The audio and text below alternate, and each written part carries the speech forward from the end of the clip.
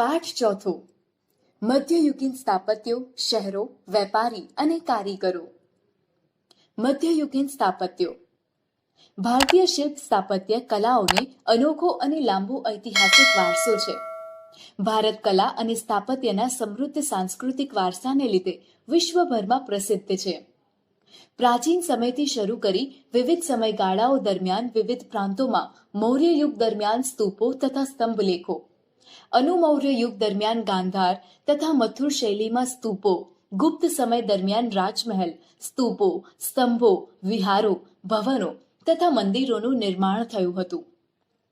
મધ્યયુગ દરમિયાન પાલ, પ્રતિહાર, રાષ્ટ્રકૂટ, રાજપૂત, દિલ્હી સલ્તનત તથા મુગલ સામ્રાજ્ય દ્વારા વિવિધ સ્થળોએ બંધાયેલ સ્થાપત્યોમાં વાવ, તળાવ, મંદિર અને મસ્જિદો વગેરે મોટા પ્રમાણમાં છે. ભારતના વિવિધ પ્રાંતોએ વારસામાં મળેલી સ્થાપત્ય કલાને પોતપોતાની રીતે વિકસાવી છે. શિલ્પકલા. શિલ્પીના મનમાં જાગતા ભાવોને છીણી હથોડી વડે પાષાણ, લાકડા, ધાતુ પર કંડારિત કરવાની કલા. સ્થાપત્ય. સ્થાપત્ય માટે શિલ્પશાસ્ત્ર શબ્દ પણ વપરાય છે. સ્થાપત્યનો સરળ અર્થ બાંધકામ એવો થાય છે. મકાનો, નગરો, કૂવાઓ, કિલ્લાઓ, મિનારાઓ, મંદિરો, મસ્જિદો, મકબરાઓ, વાવ વગેરેના બાંધકામને સ્થાપત્ય કહે છે. સ્થાપત્ય કલામાં નિપુણ વ્યક્તિને સ્થપતિ કહેવાય છે. ભારતના સ્થાપત્યો. ઈસવીસન 700 થી ઈસવીસન 1200 સુધી રાજપૂત યુગ હતો. રાજપૂત યુગીન સ્થાપત્યમાં મંદિરની નાગર શૈલી ઉત્તર ભારતમાં પ્રચલિત થઈ. ખજુરાહોના મંદિર, પુરીનું લિંગરાજ મંદિર તથા સૌરાષ્ટ્રના ગોપના મંદિરનો સમાવેશ થાય છે. દિલ્હી સલ્તનતના સમયગાળામાં ઇસ્લામ સાથે સંકળાયેલ નવી જ સ્થાપત્ય શૈલી જોવા મળે છે, જેમાં શરૂઆતમાં અરબ શૈલી પ્રમુખ છે. આ સ્થાપત્યમાં મસ્જિદ, મકબરા અને રોજા એમ 3 સ્થાપત્યો મુખ્ય છે. દિલ્હી સ્થાપત્યોમાં જામા મસ્જિદ, કુતુબ મિનાર, હોજે ખાસ, અલાઈ દરવાજા, સીરીનો કિલ્લો મુખ્ય છે. ફિરોજ તુગલકે બનાવેલી મસ્જિદો અને નહેરો વિશિષ્ટ છે. ગુજરાત, બંગાળ અને માળવાના મુસ્લિમ શાસકોએ આ સમયમાં અનેક સ્થાપત્યો તૈયાર કરાવ્યા હતા, જેમાં અમદાવાદમાં ભદ્રનો કિલ્લો અને જામા મસ્જિદ, બંગાળની સોના મસ્જિદ અગત્યના છે. આ સમયમાં હિન્દુ સ્થાપત્યોમાં રાણા કુંભાએ બનાવેલ કુંભલગઢનો દુર્ગ અને ચિત્તોડનો કીર્તિસ્તંભ કે વિજયસ્તંભ અગત્યના છે. 13મી સદીમાં કોણાર્કનું સૂર્ય મંદિર અને કર્ણાટકનું હૌશલેશ્વરનું મંદિર સૌથી વિશિષ્ટ પ્રકારના સ્થાપત્યો છે. ઓડિશા રાજ્યના પુરી જિલ્લામાં બંગાળના અખાત પાસે કોણાર્ક સૂર્ય મંદિર આવેલું છે. આ મંદિરનું નિર્માણ 13મી સદીમાં ગંગવંશના રાજા નરસિંહવર્મન પ્રથમના સમયમાં થયું હતું. આ રથ મંદિર 7 અશ્વો વડે ખેંચાતા સૂર્યના રથ જેવું નિર્માણ થયેલ છે. એને 12 વિશાળ પૈડા છે. આ મંદિરનું નિર્માણ કાળા પથ્થરોમાંથી થયું હોવાથી કાળા પેગોડા તરીકે પણ ઓળખવામાં આવે છે. ઉત્તર ભારતમાં મંદિરોની લાક્ષણિકતા એના ગોળ શિખરો અને સ્તંભ વિનાના ખંડો છે.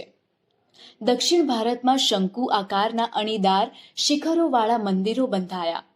દક્ષિણ ભારતમાં ગોપુરમ મંદિરોની વિશેષતા છે. મંદિરોમાં ગર્ભગૃહ, અંતરાલ, મંડપ, શૃંગાર ચોકી કે મુખ મંડપ હોય છે. મંદિરને પ્રદક્ષિણા પથ હોય છે. આ સમયગાળામાં કેટલાક મહત્વપૂર્ણ મંદિરોમાં પલ્લવકાલીન રથ મંદિરો અને તાંજોરના રાજરાજેશ્વર મંદિરનો સમાવેશ થાય છે. તાંજોરનું રાજરાજેશ્વર મંદિર તે સમયનું સૌથી ઊંચું મંદિર ગણાતું હતું. મુગલ સ્થાપત્ય કલા એકદમ વિશિષ્ટ હતી. મુગલ સ્થાપત્ય કલાનો વિશેષ નમૂનો હુમાયુના મકબરામાં દેખાય છે. અકબરે આગ્રાનો કિલ્લો અને ફતેપુર સિકરીનો કિલ્લો બંધાવ્યો હતો. શેરશાહનો સસારામનો મકબરો આ સમયનું અગત્યનું સ્થાપત્ય છે. મુઘલોએ બાગ બગીચાની એક આખી પરંપરા શરૂ કરી હતી, જેમાં કાશ્મીરનો નિષાદ બાગ, લાહોરનો શાલીમાર બાગ અને આગ્રાના આરામ બાગનો સમાવેશ થાય છે. મુગલ સ્થાપત્ય કલાનું સર્વોચ્ચ શિખર શાહજહાંએ બંધાવેલ આગ્રાના તાજમહેલમાં જોવા મળે છે. વિશ્વની 7 અજાયબીઓમાં સ્થાન ધરાવતા ઉત્તર પ્રદેશના આગ્રામાં યમુના નદી કિનારે આવેલ તાજમહેલનું નિર્માણ મુગલ બાદશાહ શાહજહાંએ પોતાની બેગમ મુમતાજ મહલની યાદમાં કરાવ્યું હતું. તાજમહેલ ભારતના સ્થાપત્ય કલાના વારસાને ગૌરવાન્વિત કરે છે અને દેશ વિદેશના પ્રવાસીઓ માટે આકર્ષણનું કેન્દ્ર બની રહ્યો છે. આ ઉપરાંત દિલ્હી સ્થિત લાલ કિલ્લાનું નિર્માણ શાહજહાંએ કરાવ્યું હતું.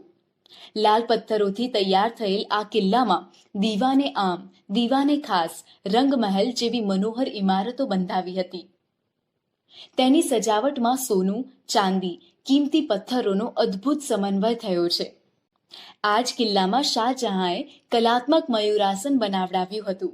દર વર્ષે 15મી ઓગસ્ટ તથા 26મી જાન્યુઆરીએ આ લાલ કિલ્લા પર ધ્વજવંદન કરવામાં આવે છે. આ સમયે શીખ સંપ્રદાયના શ્રેષ્ઠતમ સ્થાપત્ય સુવર્ણ મંદિરનું નિર્માણ અમૃતસરમાં કરવામાં આવ્યું. ગુજરાતના સ્થાપત્યો. ગુજરાતના સોલંકી શાસનકાળ અને સલ્તનત યુગ દરમિયાન અત્યંત ઉચ્ચ કોટીનું સ્થાપત્ય નિર્માણ પામ્યું હતું. સોલંકી કાલીન સ્થાપત્યોમાં 11મી સદીમાં ભીમદેવ દ્વારા સોમનાથના મંદિરના જીર્ણોદ્ધાર અને મોઢેરાના સૂર્ય મંદિરનો સમાવેશ થાય છે. ગીર સોમનાથ જિલ્લાના વેરાવળ પાસે આવેલા પ્રભાસ પાટણમાં સોમનાથ મંદિર આવેલું છે. સોમનાથ શૈવ પંથનું એક અત્યંત પુરાતન, સમૃદ્ધ અને મહત્વનું કેન્દ્ર હતું. આજે પુરાણા મંદિરનું માત્ર સ્થાન જોવા મળે છે. છેલ્લે 1951માં આ નવા મંદિરનું નિર્માણ થયું છે. સોમનાથ એ ભારતમાં અત્યંત પવિત્ર એવા 12 જ્યોતિર્લિંગોમાંનું એક છે. જૂનાગઢ શહેરમાં ઉપરકોટનો કિલ્લો છે. ઉપરકોટનું મૂળ નામ ગિરિદુર્ગ હતું. રાજખેંગારે તેમાં અડીકડી વાવ અને નવઘણ કૂવો બંધાવી પાણીની સુવિધા પૂરી પાડી હતી. એક યુક્તિ છે કે અડીકડી વાવ અને નવઘણ કૂવો જેણે ન જોયો તે જીવતો મૂવો. ગુજરાતના મહેસાણા જિલ્લામાં મોઢેરા ખાતે આવેલ સૂર્ય મંદિર સોલંકી યુગના રાજવી ભીમદેવ પ્રથમના શાસનકાળમાં બંધાયેલ હતું. આ મંદિરનું પૂર્વ દિશામાં આવેલ પ્રવેશદ્વાર એવી રીતે રચાયેલ હતું કે સૂર્યનું પ્રથમ કિરણ મંદિરની છેક અંદર ગર્ભગૃહ સુધી રેલાઈને સૂર્ય પ્રતિમાના મુકુટની મધ્યમાં રહેલા મણિ પર પડતા સમગ્ર મંદિર પ્રકાશથી ઝળહળી ઉઠતું. પરિણામે સમગ્ર વાતાવરણમાં જાણે કે દિવ્યતા પ્રગટતી હતી. આ મંદિરમાં સૂર્યની 12 વિવિધ મૂર્તિઓ અંકિત થયેલી આજે પણ જોઈ શકાય છે. મંદિરની બહારના જળકુંડની ચારે બાજુ નાના નાના 108 જેટલા મંદિરો આવેલા છે, જે ઉષા અને સંધ્યાકાળે પ્રગટતી દીપમાળાને લીધે એક નયનરમ્ય દ્રશ્ય ઊભું કરે છે. ભીમદેવ પહેલાના રાણી ઉદયમતી દ્વારા સ્થાપિત રાણીની વાવ વિશ્વ પ્રસિદ્ધ વાવનો નમૂનો છે. શિલ્પ સ્થાપત્યના અજોડ નમૂના સમાન તથા અજાયબી સમાન 7 માળની રાણીની વાવ આજે પણ ગુજરાતના પ્રાચીન પાટનગર પાટણમાં છે. રાજા ભીમદેવની રાણી ઉદયમતીએ ભીમદેવના મૃત્યુ પછી તેનું બાંધકામ કરાવેલ હતું. યુનેસ્કોએ આ વાવને વર્લ્ડ હેરિટેજ સાઇટનો દરજ્જો આપ્યો છે. સિદ્ધરાજ જયસિંહ દ્વારા સ્થાપિત સિદ્ધપુરનો રુદ્ર મહાલય ગુજરાતનું વિશિષ્ટ સ્થાપત્ય ગણાય છે. પોતે શૈવપંથી હોવાથી સિદ્ધરાજે પોતાના આ મહેલનું નામ રુદ્ર સાથે સાંકળ્યું હતું. કેટલાક ઇતિહાસકારોના મતે તે 7 માળનો ઝરૂખો સાથે સંકળાયેલો મહેલ હોવો જોઈએ. જો કે અત્યારે 1 માળનો રુદ્ર મહાલય હયાત છે. તેમાં સ્તંભો અને તોરણોના સ્થાપત્યનો સમાવેશ થાય છે. સિદ્ધરાજના માતા મીનળ દેવીના કહેવાથી ધોળકામાં મલાવ તળાવ અને વિરમગામમાં મુનસર તળાવ બાંધવામાં આવ્યા હતા. સિદ્ધરાજ જયસિંહના શાસન દરમિયાન પાટણમાં સહસ્ત્રલિંગ તળાવ બાંધવામાં આવ્યું હતું. આ ઉપરાંત વડનગરમાં કીર્તિ તોરણ અને શર્મિષ્ઠા તળાવ જોવાલાયક સ્થળો છે. ગુજરાતમાં સલ્તનત કાળ દરમિયાન અમદાવાદમાં રાજધાનીનું સ્થળાંતર થતા અમદાવાદમાં વિશિષ્ટ સ્થાપત્યોમાં અમદાવાદ શહેરની સ્થાપના અહમદ શાહ દ્વારા ઈસવીસન 1411માં કરવામાં આવી. આ સ્થાપત્યોમાં અમદાવાદનો કોટ, ભદ્રકાળીનો કિલ્લો અને જામા મસ્જિદ મુખ્ય છે. કિલ્લો જે વૈશ્વિક વારસાના સ્થળોમાં સામેલ છે. ચાંપાનેરમાં જામા મસ્જિદ અને ચાંપાનેરનો કિલ્લો તથા અડાલજની રાણી રૂડાદેવીની વાવ પ્રસિદ્ધ સ્થાપત્ય છે. ગુજરાતના અન્ય સ્થાપત્યોમાં હોજે કુતુબ એટલે કે કાંકરિયા તળાવ અને નગીનાવાડી, ડભોઈનો કિલ્લો, ખંભાત અને ધોળકાની મસ્જિદો મુખ્ય સ્થાપત્યો ગણાવી શકાય. અમદાવાદના વિશિષ્ટ સ્થાપત્યોમાં સીદી સૈયદની જાળી વિશ્વવિખ્યાત છે. તેની બારીઓમાં વિશિષ્ટ પ્રકારની જાળીઓની કોતરણી જોવા મળે છે. અત્યંત બારીક કોતરણી પથ્થરમાં નકશી કરીને તૈયાર કરવામાં આવી છે, જેને વિશ્વની ઉત્કૃષ્ટ સ્થાપત્ય કલાનો નમૂનો ગણવામાં આવે છે. પાદલિપ્ત સુરી નામના જૈન મુનિએ પાલીતાણાના શત્રુંજય ડુંગર પર જૈન મંદિર નિર્મિત કરાવ્યા. દુનિયામાં એક જ જગ્યાએ પહાડ પર સૌથી વધારે મંદિર હોય તેવા પાવાપુરી અને પાલીતાણા સ્થળો છે. 24 તીર્થકર અહીં બિરાજમાન છે. પાવાપુરી અને સમીર શિખરની જેમ જ પાલીતાણા પણ જૈનોનું મહાન તીર્થધામ છે. ગુજરાતમાં એક વિશિષ્ટ સ્થાપત્ય તરીકે પાળિયાનો સમાવેશ થાય છે. પાળિયા સાથે કોઈ વીર ગાથાઓ જોડાયેલ છે. મોટે ભાગે આવા યોદ્ધાઓના પાળિયા યુદ્ધ સ્થળ અથવા તેમના મૃત્યુના સ્થળે બાંધવામાં આવે છે. આ પાળિયાની વર્ષમાં તેની તિથિ પ્રમાણે પૂજા અર્ચના કરવામાં આવતી હોય છે. ગુજરાતમાં પાળિયાના શ્રેષ્ઠતમ ઉદાહરણોમાં જામનગર પાસે ભૂચર મોરીનો સૂરજ કુંવરબાનો પાળિયો અને સોમનાથના મંદિર પાસે હમીરજી ગોહિલ પાળિયાનો સમાવેશ થાય છે. ચિત્રકલા. બાબરના સમયથી ચિત્રકલાનો વિકાસ જોવા મળે છે. ચિત્રકલા પર ગુલશન ચિત્રાવલી હમ્સનામા વિશિષ્ટ ગ્રંથો હતા. આકારીઝા નામના મહાન ચિત્રકારના નેતૃત્વમાં આગ્રામાં એક ચિત્રશાળાની સ્થાપના કરવામાં આવી હતી. આ સમયના ચિત્રકારોએ પશુ પક્ષીના ચિત્રો અને પુષ્પોના ચિત્રો વિશિષ્ટ રીતે આલેખ્યા છે. અકબરના સમયથી છબી ચિત્રોની શરૂઆત થઈ તો જહાંગીરના સમયમાં વિશિષ્ટ તહેવારો અને પ્રસંગોના ચિત્રો પણ બનાવવામાં આવતા. મુગલ ચિત્રકલાની જેમ જ રાજસ્થાનમાં મેવાડ, જયપુર, મારવાડ અને કોટાની શૈલી સુવિખ્યાત હતી. ગુજરાતી શૈલી તળપદી, સાદી અને કથા પ્રસંગને વિશદતાથી રજૂ કરતી અને લોકજીવનનો ધબકાર ઝીલતી સજીવ કલા હતી. સંગીત. સલ્તનત કાળમાં ભારતીય સંગીતની સાથે સાથે ઇસ્લામિક સૂફી સંગીતનો પ્રારંભ થયો. આ ક્ષેત્રે અમીર ખુશરોએ કવાલીની શોધ કરી અને ધ્રુપદને બદલે ખયાલ પદ્ધતિ દાખલ કરી હતી. દેવગીરીના સારંગ દેવે સંગીત રત્નાકર અને ગુજરાતમાં હરિપાલ દેવે સંગીત સુધાકર નામનો ગ્રંથ લખ્યો હતો. અકબરના સમયના તાનસેન શાસ્ત્રીય ગાન સાથે સંકળાયેલ સૌથી મહાન કલાકાર હતા. સાહિત્ય.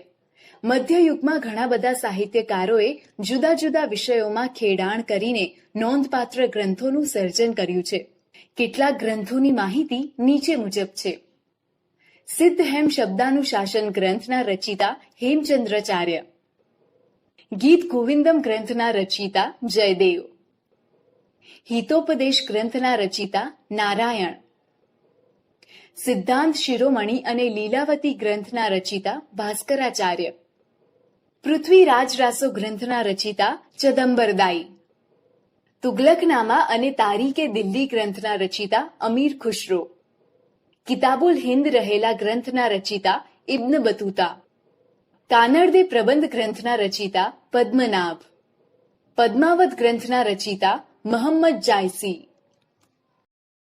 લોકનૃત્યો અને હસ્તકલા. ગુજરાત તેની લોક સંસ્કૃતિ, લોકનૃત્યો તથા ભરત ગૂંથણ જેવી હસ્તકલા કારીગીરી માટે સમગ્ર વિશ્વમાં વિખ્યાત થયું છે, જેમાં ભવાઈ નાટક જેવા પ્રકારનો પણ સમાવેશ થાય છે. ભવાઈ લેખન અને ભજવવાનું શ્રેય અસાઇદ ઠાકરને ફાળે જાય છે. ઝાલાવાડ વિસ્તારમાં પશુપાલકો એક વિશિષ્ટ પ્રકારનો રાસ રમે, જેને હુડો કહેવામાં આવે છે. તરણેતરના મેળામાં હુડો રાસને જોવા દેશ વિદેશના લોકો ગુજરાત આવે છે.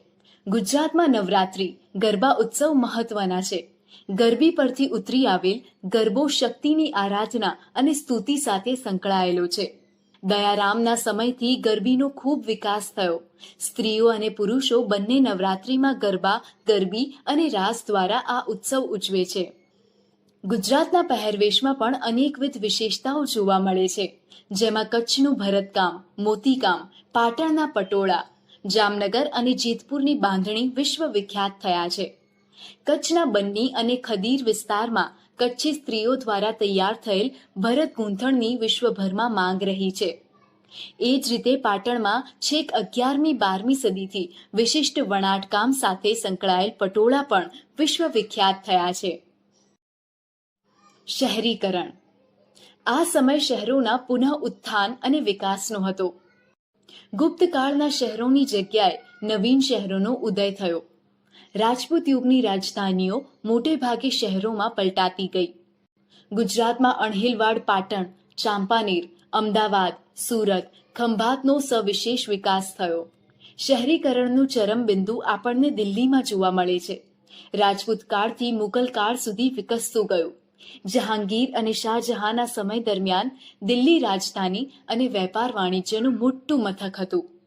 શાહજહાંએ લાલ કિલ્લાની રચના કરી તેને વિશાળ બનાવ્યું હતું. આ સમયના લાહોર, જૌનપુર અને ઢાકા વેપારી માર્ગ પર આવતા હોવાથી તેનો શહેરો તરીકે વિકાસ થયો હતો. શીખ ધર્મને કારણે અમૃતસર પણ અગત્યનું શહેરી કેન્દ્ર હતું. દક્ષિણ ભારતમાં દેવગિરી ઉત્તર અને દક્ષિણને જોડતું સમૃદ્ધ શહેરી કેન્દ્ર હતું. મરાઠા સામ્રાજ્યમાં પુણે, સતારા, ગ્વાલિયર અને વડોદરા જેવા શહેરોનો વિકાસ થયો હતો. તો યુરોપિયન કંપનીઓના આગમનને કારણે દીવ, દમણ, ગોવા, મુંબઈ, મદ્રાસ, પુડ્ડુચેરી, કોચી, ચંદ્રનગર અને સુરતનો શહેરી કેન્દ્રો તરીકે વિશિષ્ટ વિકાસ થયો હતો. વિજયનગરની રાજધાની હમ્પી હતું. હમ્પીમાં આવેલા વિદેશી મુસાફરોએ હમ્પીના વિશિષ્ટ હુન્નર ઉદ્યોગોની માહિતી આપી છે. વિજયનગરથી સુતરાઉ કાપડ, રેશમી કાપડ અને મસાલા સહિતની ચીજ વસ્તુઓ યુરોપ સુધી જતી હતી. હમ્પીમાંથી 3 પ્રકારના સુવર્ણ સિક્કાઓ મળી આવ્યા છે, જે દર્શાવે છે કે હમ્પી હુન્નર કલાનું અને વેપાર વાણિજ્યનું મોટું કેન્દ્ર હતું. ગુજરાતના ભરૂચ અને ખંભાત બંદર પછી ખાસ કરીને 16મી સદીમાં સુરત ભારતનું મહત્વનું વ્યાપારિક કેન્દ્ર હતું. વીરજી વોરા અને ગોપી મલિક જેવા વિશ્વવિખ્યાત સોદાગરો સુરતમાં રહેતા. સુરતમાં 17મી સદીમાં મસલિન, સુતરાઉ કાપડ અને જહાજ બનાવવાના ઉદ્યોગો વિકસ્યા હતા. જરીભરત કાપડનો વિશ્વભરમાં સૌથી મોટો વેપાર સુરતથી થયો હતો. સુરત એક આંતરરાષ્ટ્રીય બંદર હોવાથી ભારતીય અને યુરોપિયન વેપારીઓના અનેક વેપારી સંસ્થાનો અહીં જોવા મળ્યા હતા. સુરતમાં મરી મસાલા, સુતરાઉ અને રેશમી કાપડ તથા ગળીના મોટા ગોદામો પણ હતા. સુરતમાં ચાલતા ઉદ્યોગ ધંધાને કારણે અને વિદેશ વેપારને પરિણામે અનુષંગિક હુન્નર ઉદ્યોગો જેવા કે ગોદામો, પેકિંગ, વહાણ બંધાવાના ઉદ્યોગો, નિવાસની વ્યવસ્થા, વણાટકામ, છાપકલા, ધાતુકલાનો વ્યાપક વિકાસ થયો હતો.